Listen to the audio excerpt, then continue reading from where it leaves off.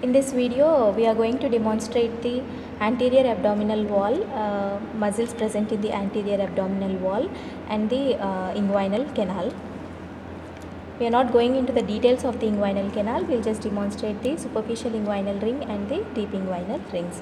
So, an incision is given along the linea alba here. This is the central groove that we see above and below the umbilicus.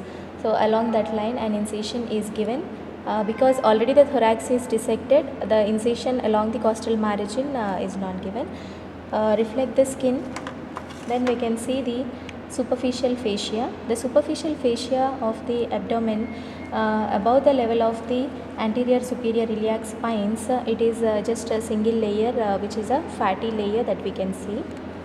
Whereas below the level of the anterior superior iliac spine, the superficial fascia is divided into two layers. A fatty layer, this is the fatty layer which is called as campus fascia, and another membranous layer, this is called as fascia scarpa. This is the fascia scarpa and this is the campus fascia, both forming the those are the two layers of the superficial fascia below the level of the anterior superior iliac spine. This is the anterior superior iliac spine. Once we reflect those two layers also, the one of the flat muscles of the abdomen, this is the external oblique muscle, this is exposed. So the fibers of the external oblique, the origin of the muscle is from the lower 8 ribs. So that is the ribs from 5th rib to the 12th rib. From the outer border of the ribs, there is origin of the external oblique. So the direction of the fibers we can observe here. This is from the downwards and medially.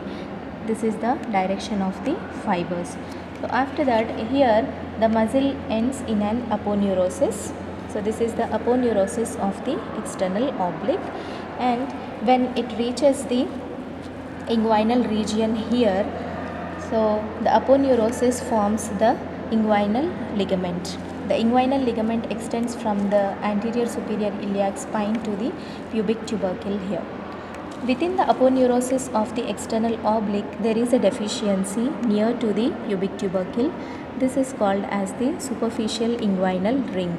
This is the superficial inguinal ring, which is the outlet of the inguinal canal and gives passage to the spermatic cord. This is the spermatic cord and this is the superficial inguinal ring. The superficial inguinal ring has got a lateral crus, a medial crus and intercrural region. This is the intercrural region, this is the medial crus and this is the lateral crus of the superficial inguinal ring.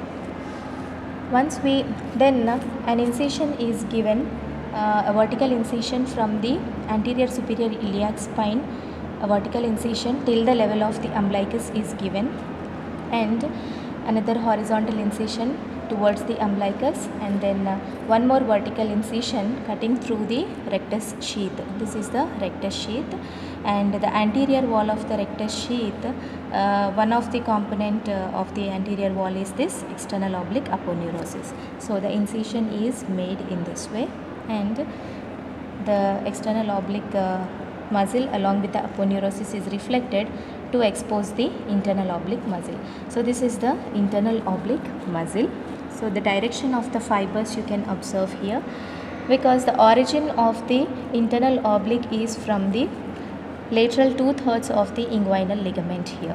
So this is the internal oblique muscle. The direction of the fibers is upwards and medially, whereas for the external oblique it was from downwards and medially. Internal oblique is upwards and medially. So almost the internal oblique fibers will be perpendicular to the fibers of the external oblique.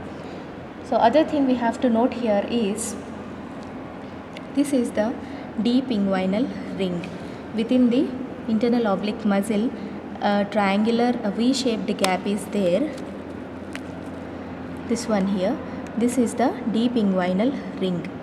So just above the deep inguinal ring here, this is the ilioinguinal nerve and this is the iliohypogastric nerve. Iliohypogastric, ilioinguinal nerve, and this is the spermatic cord with the cremastric muscle. These are the fibers of the cremaster From the internal oblique itself, an internal spermatic fascia will extend over the spermatic cord, and below that we'll see the cremaster muscle fibers. This is the deep inguinal ring. The internal oblique, it is taking origin from the lateral 2/3 of the inguinal ligament, also from the iliac crest and also thoracolumbar fascia, and then the fibers are inserted, it forms an aponeurosis and inserted into the linea alba. Above the level of umbilicus, the internal oblique, it forms the aponeurosis of the internal oblique, it splits and shows two layers, an anterior layer. So here both the layers we can see in the rectus sheath.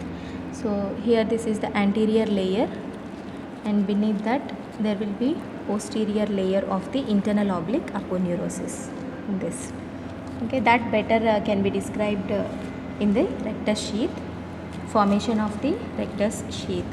Another muscle, another flat muscle that we will see here is the transversus abdominis.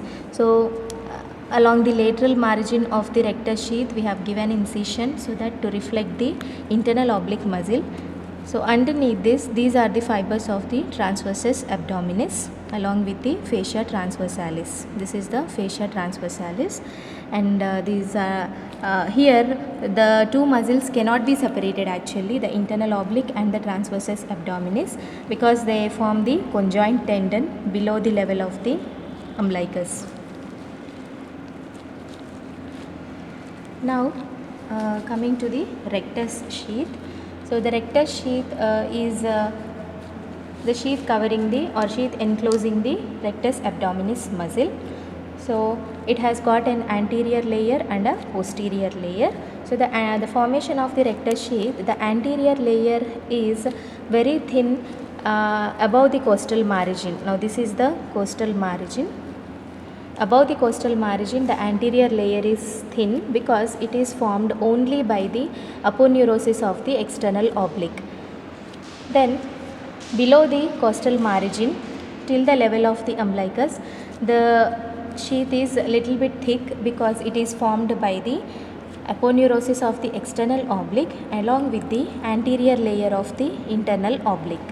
So that cannot be made out very well because both will be very closely approximated.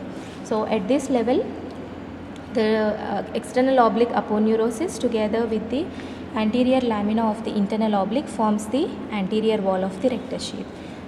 Then below the level of the umbilicus, the aponeurosis of all the three muscles, that is the external oblique, internal oblique and the transversus abdominis, take part in the formation of the anterior wall of the rectus sheath. So the anterior wall above the costal margin is only by the external oblique aponeurosis.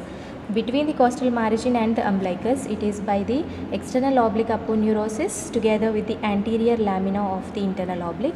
Below the level of the umbilicus, it is by the aponeurosis of all the three flat muscles, that is the external, internal and transversus abdominis muscle. Coming to the posterior layer, once we reflect the anterior layer, it is little bit hard to separate the anterior layer from the rectus abdominis because at the level of umbilicus, at the level of xiphisternum and in between them, there are tendinous intersections which will make a little bit difficulty to open or to separate the anterior layer. See, here we can see the tendinous intersections.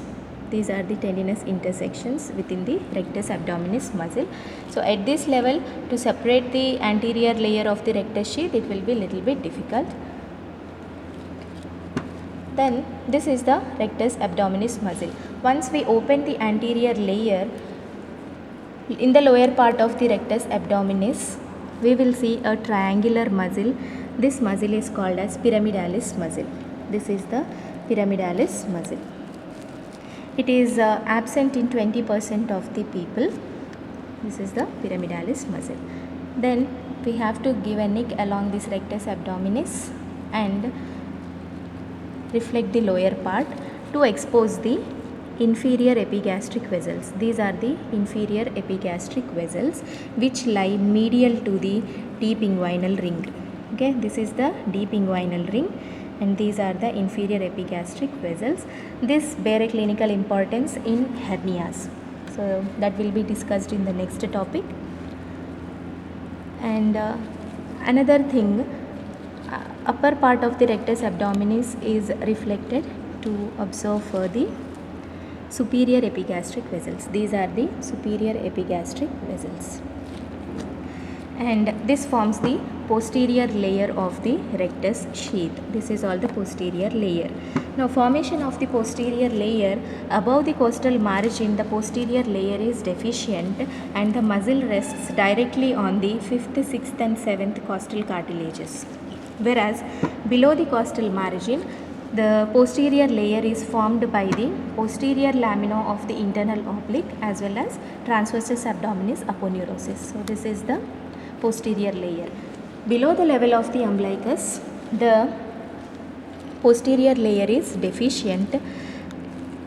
From this level lower down, it is deficient. Okay, this line is called as arcuate line.